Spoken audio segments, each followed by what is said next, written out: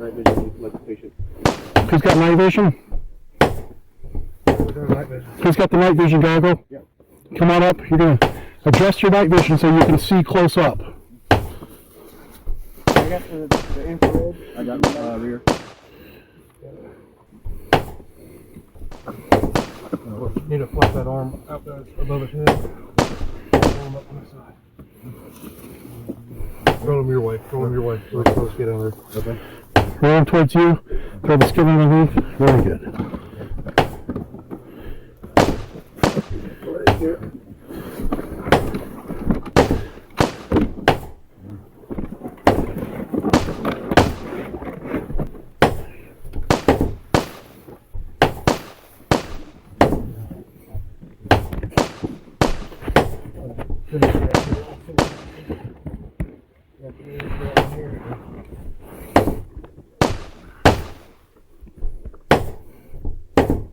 The wounded are down, and the team moves with precision, honed by training and necessity.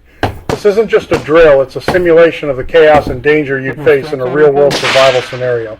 The wrong way, the hero trap. Let's run the simulation. The team gets the call. Man down. Their first instinct, the hero instinct, is to rush to the casualty, form a tight circle, and start medical care. You see it all the time. Someone's calling out vitals, another is ripping open an individual first aid kit, and they're trying to run the March algorithm: massive hemorrhage, airway, respiration, circulation, head injury right there on the open. Look at this. They've stopped moving. They've made themselves a static, predictable target. All their focus is inward, on the injured. Their security has collapsed from a 360-degree bubble to a single point of failure. Any threat sitting in that dark woodline now has a group perfectly silhouetted and completely distracted. They are waiting to die, and they don't even know it. They might stop a bleed, they might clear an airway, but what good is it if the rest of the team gets wiped out 2 minutes later? This is the hero trap. It feels like you're doing the right thing, the noble thing, but tactically, it's suicide.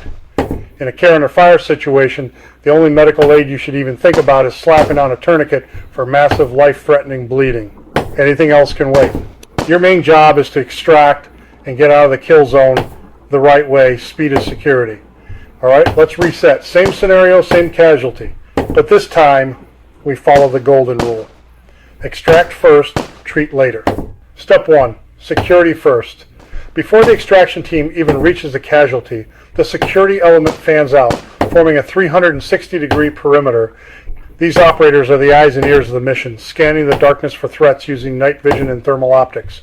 The front team takes point, covering the most likely direction of danger, while the rest of the team locks down every angle. No blind spots. No gaps. This is the shield that keeps the extraction team alive. Step 2, the approach. The extraction team moves in low and fast, staying within the protective bubble of the security perimeter. Communication is minimal hand signals and whispers only. Every step is deliberate, every movement calculated. The casualty is located, and the team immediately assesses the situation. If there's no time for full treatment here, the priority is to get them out of the danger zone. Step 3, loading the SCEDCO. The SCEDCO litter is unrolled and prepped in seconds. The casualty is carefully but quickly secured, straps tightened, head and limbs stabilized. The SCEDCO's design allows for rapid movement even in rough terrain, and its low profile makes it ideal for staying concealed. The team works in perfect sync, each member knowing their role. One stabilizes the head, another secures the torso, while the rest handle the legs and straps. Speed and precision are everything. Step 4, the extraction. With the casualty secured, the team pulls the SCEDCO and begins the exfil. The security element tightens their formation, maintaining the 360-degree bubble as they move. The front team leads the way, scanning for threats, while the rear team ensures no one is left behind. The extraction team moves swiftly but carefully, keeping low and using the terrain for cover. Every second counts.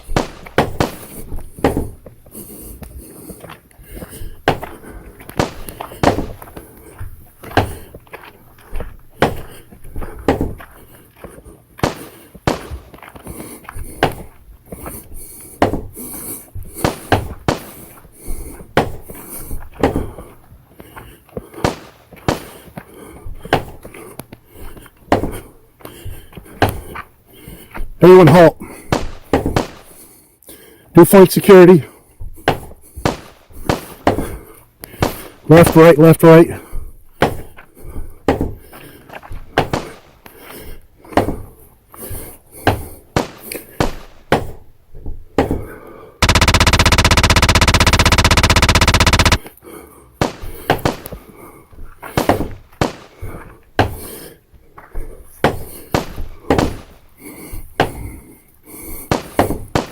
Do you see anything? Point. Point, man. Is there anything up there? We got a casualty. About 2 o'clock. How many meters would you approximate? 2. Say again? 2. 2 meters? Oh, sorry.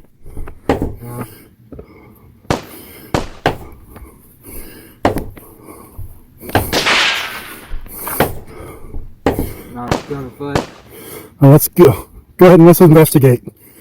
2-person team with the point man. 2 point man and someone else.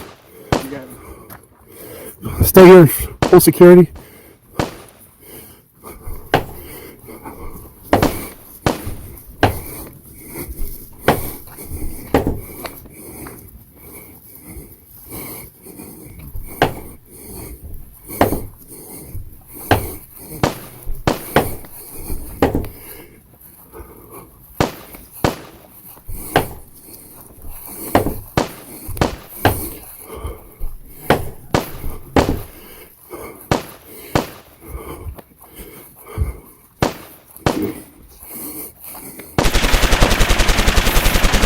We got some wounded here. Well, we need to just extract this guy. Medic with the sked, come forward.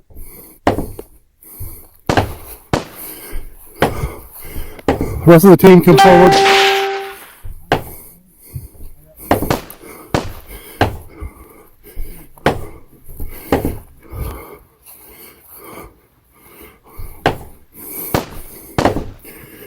We got some wounded here on the ground. We're going to throw them in the back of the sked and go back to base.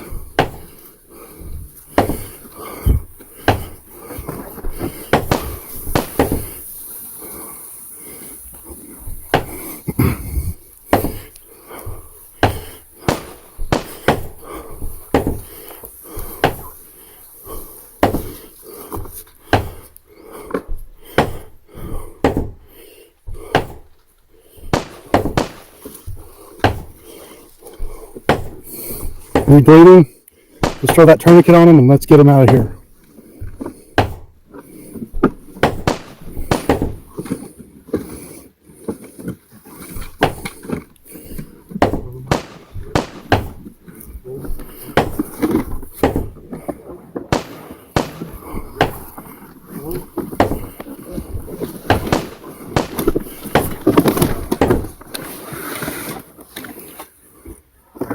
Let's move him a little bit out of the way because I got briars in my back. Oh, yeah. I'm going to have to have you with an IR and get these straps. Night vision, come up, help with the IR. There we go. Can you see the straps? Night vision. Fuzzy still. The handle strap right here. Hey, the strap on your side? No. Okay. Strap on your side, I think. Yep, there is. Good one. Here. And then, well, I gotta hand them over to you, and then you gotta tighten them in.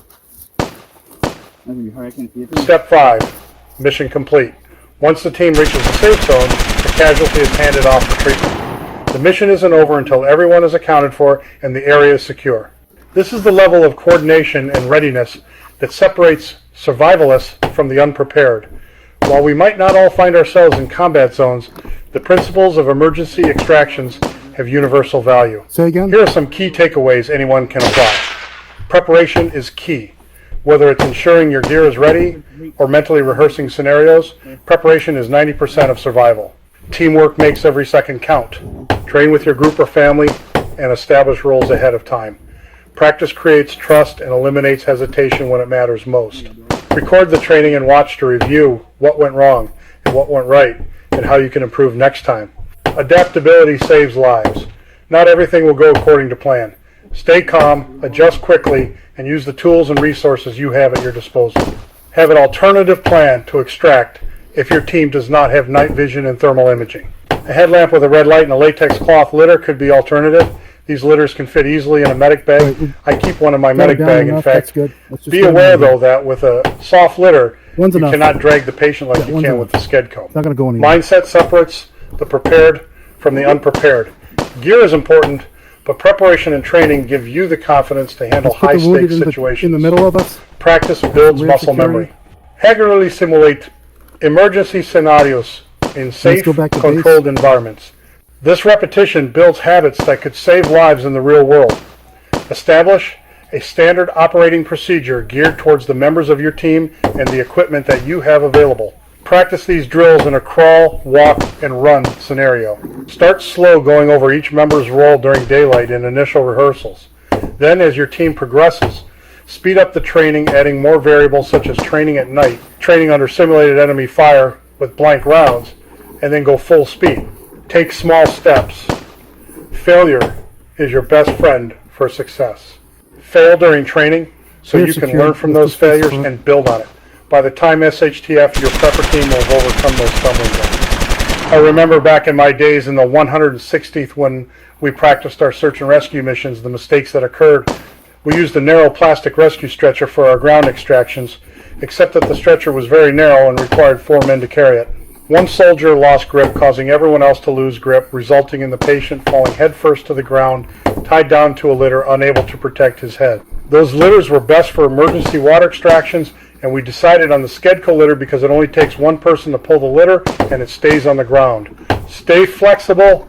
We had basically 3 ways to get to our wounded or downed aircraft by MH-60 Blackhawk or MH-47 Chinook ground vehicles, or we would parachute out of a C-130 to conduct the rescue operation. Our helicopter maintenance company had a downed aircraft recovery team, or DART. The DART team would parachute out of an airplane or helicopter to a downed helicopter and try to fix it, recover it, or destroy it in place and fly away. In 1988, the 106th Special Operations Aviation Regiment had a secret mission to retrieve a downed but still operational, newly minted Russian Mi-24 Hind attack helicopter in Chad near the Libyan border. The 160th used the MH-47D Chinook for the mission. While your prepper team does not have a secret black operations helicopter or airplanes to jump out of, you do have pickup trucks, e-bikes, and your 2 feet to do an extraction. A great way to hone in on your medical skills under pressure is to take care of the wounded in the back of that pickup truck driving around at night using night vision or red light to treat the wounds. From life-saving tools like night vision and thermal imaging to the teamwork and tactics needed to execute a flawless extraction, every element matters. Emergencies won't wait for you to get ready. The time to prepare is now. This is survival. This is preparation. This is your chance to be ready when it counts the most. This is Suburban Prepper.